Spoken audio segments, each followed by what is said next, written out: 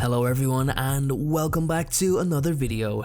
Now, a couple of months back I made a video on the life of Lestat and it went down really well with everyone, being one of my fastest growing videos in such a short space of time. Now, I covered Lestat's life from the first book, Interview with the Vampire, and from parts of the follow-up novel, The Vampire Lestat. However, there is a lot more to Lestat's life to be told, and you guys have been highly requesting a part 2, so that's exactly what I've got for you all today. Part 2 is going to cover the events of Lestat's life in the novel The Queen of the Damned, with references from the final chapters of The Vampire Lestat. Now, if you haven't seen part 1, then I'd advise you to start there. If you have watched part 1, then there's nothing left to do but enjoy part 2 of The Life of Lestat. We're going to continue Lestat's story after the events of Interview with the Vampire. Now, as I said, I'll be referencing the final 5 chapters of the novel The Vampire Lestat as it leads into The Queen of the Damned. Now, Lestat says he doesn't even remember the emergence of the 20th century, only that it was ugly, and he misses the days of the 18th century where everything was better. He lived in run-down, abandoned mansions over the years, and he speaks about their huge, giant pillars still strong enough to hold everything together. Lestat submerged himself in every book he could get his hands on, and he stops feeding on humans completely, opting instead for long, grey, disgusting rats. He compares the black and grey moving pictures of the new cinematic age to be a perfect reflection of these colourless times. He lost interest in reading and falls deeper into a somewhat depressive state. He recalls how unfazed he was at Armand's visit, how he still lay there on the floor, despite Armand making conversation, despite Lestat not seeing Armand in so long. But he did feel some happiness after discovering that Louis was indeed alive. Lestat says, "I think I laughed a little. It really was wonderful that Louis still lived. My beautiful Louis surviving, instead of dead and gone, with Claudia and Nikki." Lestat also recalls Armand's frustration and his current state in comparison to what he once was. "You've gone mad, you. The one who knew everything. The one who scoffed at us. You're mad, and you feed on the rats." By the year 1929, Lestat could no longer bear the current climate, and he decided to dig a hole deeper than he's ever dug before, and he buried himself in the soil, vowing that should he ever see the night sky again, he would do no harm to the innocent ever again. "I will be the continual awareness for no purpose at all." After almost 60 years in an isolated slumber, Lestat finds himself with the somewhat undeniable desire to become the vampire he once was. He wants to be the old Lestat, and this is down to the sounds of modern technology rejuvenating him to rejoin a society that had bored him for so long. Radios, television sets, and sluggish voices upon which hearing projected images into his mind like any mortal would. However, the decisive figure in the vampire's revival was the sound of a band who played in a home not far from where Lestat was resting, just a block away in fact. The band were called Satan's Night Out. Their music spoke to Lestat. It was beautifully melodic. He says, "There was something vampiric about rock music. It must have sounded supernatural even to those who don't believe in the supernatural."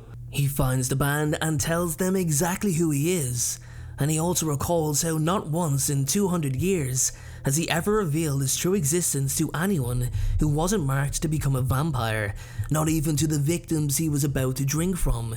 Nobody until now. He is taken back to find that they've already heard of him through a novel called Interview with the Vampire, and believed that he was just pretending to be the Vampire Lestat from the book. Lestat reads the novel, and upon discovering Louis' take on their time together, doesn't actually return to the band for a week while trying to piece together the shocking information he just received. He comes to a decision and is now more determined than ever to carry on with this plan, not just for global musical domination, but to leave behind a legacy of his own. He takes charge of the band and renames it to the Vampire Lestat, which will also be the name of the autobiography he has decided to write. The songs of the band will be a reflection of his life from the book. He's more surprised how quickly the band take to him being an actual, real vampire, and it isn't long before the band become immensely popular. A live show is scheduled to take place in San Francisco, which will be the first live show that the band has ever played, and Lestat is well aware of what to expect, as he knows he has angered a lot of vampires by revealing their secrets. Come out, wherever you are. Just before the day of the concert, Lestat is reunited with Louis, who pleads with him not to go ahead as planned, even though many people still believed it was all part of the act. Nothing is going to happen. You'll see, Lestat tells Louis. I have a battalion of mortals guarding us. Don't go on stage tomorrow night, Louis said. The films and the book, do what you want, but protect yourself. Let us come together, let us talk together.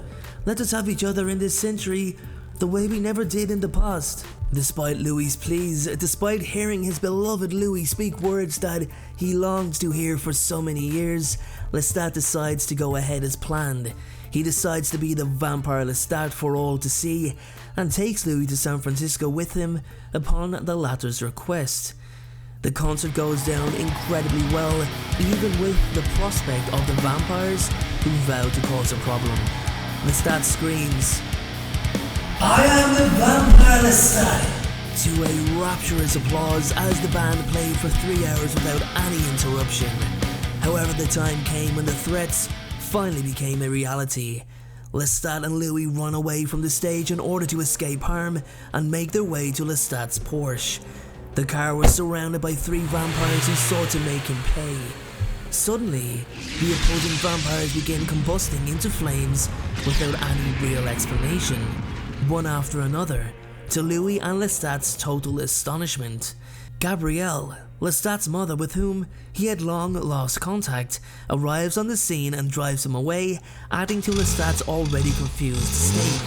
As they make their escape, Lestat is angry as he assumes that the unseen force causing the vampire's death by fire is indeed Marius. Lestat has never known anyone but Marius to be in possession of the fire gift. The car is followed relentlessly by vampires in what appeared to be an armoured van. The vehicle rams the Porsche, causing Gabrielle to lose control and crash. No one is hurt, but before Lestat could challenge the vampires who are chasing them, they also combust into flames by the same unseen force. Surely it was Marius. It had to be, Lestat thought.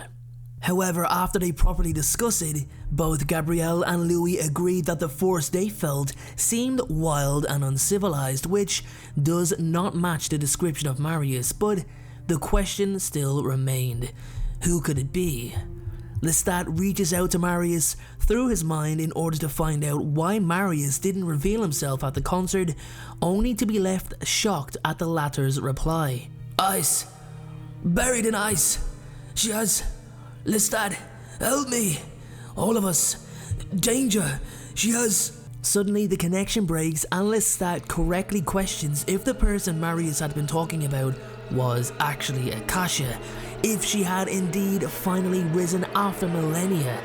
For so long Marius had tried different methods and hoped that the technology of the time would wake the Great Mother, only to be met with disappointment. He had finally seen success when playing Lestat's music videos on a television that he brought into the sanctum where she and Enkil resided.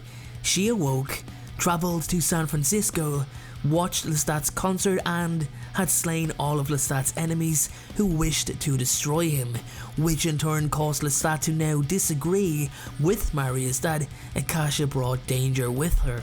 The Great Mother had finally visited Lestat moments before he was going to rest. Lestat describes it as follows.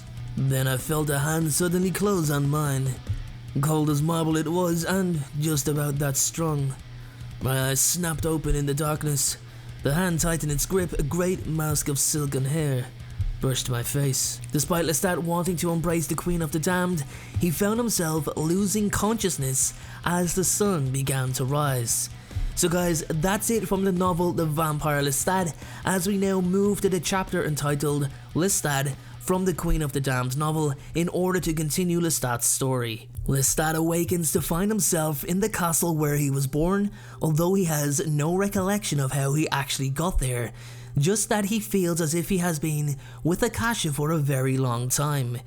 He knew immediately that Enkil was destroyed and that Akasha alone held the prime evil power, Lestat's description of the sacred core. He also recalls the difference between drinking from Akasha when she was in a statue-like state in comparison to her actually being fully active. Lestat can hardly control the surge of euphoric energy travelling all over his body from the Queen's blood within him. Akasha tells Lestat that many vampires all over the world have been destroyed, but the people that he cares for have been spared. She says, "Look into my eyes now, and listen only to what I say. I have spared many more than I required, and this I did for you as well as for myself. I chose the ones you love, the ones you would see again. I could not take that comfort from you, but now you are with me and you must see and know what is being revealed to you." She then shows Lestat the visions of her slaughtering hundreds upon thousands of vampires in order to make room for the remaining angels. The children of darkness are now gone according to the Queen. Akasha then teaches him how to use his greater vampiric powers that he now has after drinking from her once again, like how he could reach the top of the abandoned tower that no longer had stairs with as little as a jump, no need for flight at all. Akasha takes Lestat to the temple that was created by another vampire named Azim to be worshipped by the humans that live there. "You dare come into my temple?" Azim shouts. "You will die now," Akasha replies. "You who have misled these hopeless innocents, you who have fed upon their lives and their blood, you shall die as a lesson to your people." Akasha kills Azim by incinerating him, but even though he burned, he still tried to attack Akasha before his head finally caved in, emitting flames. Akasha then proceeds to start killing all the men in the temple. She asks for Lestat's help in this task, and although Lestat is very reluctant to do so, he eventually joins in with the massacre and finds that he actually enjoys it. Akasha takes Lestat to other cities and repeats the killings, but Lestat doesn't join in this time.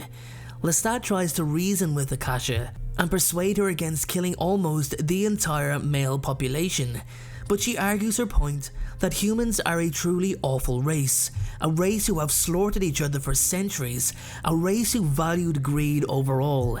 If Lestat should be upset about any human deaths, it should be over those who died from disease, famine, and who were innocent casualties of the many wars. Her only reason to spare anyone, humans and vampires, would be to worship her and Lestat as gods. She warns Lestat if he will not obey her command, she will dispose of him like the others, but makes it clear that it is not her wish to ever do so. Lestat brings light to her with his mere presence. Lestat also questions Enkil's death and why it was necessary. Akasha responds and tells him that she didn't really kill Enkil, more like released him from his empty-minded state. He no longer dreamt, no longer seen visions, could not return to his flesh-like state to actually live again. He was gone, and Akasha absorbed his power into herself. "Now you shall be a god with me," she tells him as she gives herself the title of the Queen of Heaven. Akasha then goes with Lestat to see the remaining vampires who have gathered together following Akasha's awakening. Among them is one of the red-haired twins, Maharet, of whom he has dreamt about. Lestat warmly embraces Gabrielle as the other vampires enter the room. He also notices how angry Marius is towards both Lestat and Akasha, and concludes that nothing could disguise that anger. He reflects upon his relationship with the collection of vampires in the room, and concludes with Daniel, the young boy who sat in a room with Louis recording his story on his little tape recorder, a story that started all of this. Lestat knew that there would be a fatal conclusion, that he was certain of. He immediately notices Maharet's violet eyes and how her dead vampire body tries to force blood flow into her human eyes. Akasha lightly attempts to convince all the vampires to join her and embrace her vision, to help her make the world a better place, to end the cycle of human violence. Akasha, don't continue this bloodbath. Don't lie to human beings or befuddle them anymore. Lestat immediately feels the embrace of death across his body after speaking those words, but still, he and Marius ask Akasha to refrain from her plan and see the world that she has been hidden from for so long. Akasha then declares him and everyone else her enemy. It genuinely bothers Lestat to choose a separate path from Akasha. He can't deny the attachment he feels to her. Suddenly, the presence of an unknown individual was then made known. It was Mikare, the other red-haired twin, Maharet's sister. Lestat notices Akasha's confidence is diminishing after Mikare's arrival. She lunges at Akasha and quickly beheads her. Lestat describes witnessing Akasha's death as follows. I heard her scream. Then I saw her profile as her head struck the western window and shattered it. Akasha's headless body was sliding down the fractured glass wall. Blood streamed down the broken glass behind her. The woman held Akasha's severed head by the hair. Mikare then consumes the heart and brain, becoming the new Queen of the Damned. She is left mindless to some state and has no thought, although that's for another story. Lestat then travels with the rest of the vampires to an island owned by Armand called the Night Island, near Miami. Lestat stays in his room for a month, writing the story of the Queen of the Damned. He eventually leaves the island to find Louis, who has returned to New Orleans. And we will leave it there for Lestat Part 2, which means, everyone, you've guessed it, there will be a Part 3. Thank you so much for watching. I really hope you enjoyed it. I think this is probably my greatest video to date in terms of the work effort put into it, and the one I'm most proud of. Please feel free to share it, guys. Hit that like button as it lets YouTube know that you are enjoying my content. It will be some time before I get to Part 3, as it takes a lot of deconstructing chapters, paragraphs, and the revision of an entire book. I will let you know when Part 3 begins production. Thank you again for watching. Hit that subscribe button if you want to join me on this journey with vampire folklore, and I will see you all for the very next video.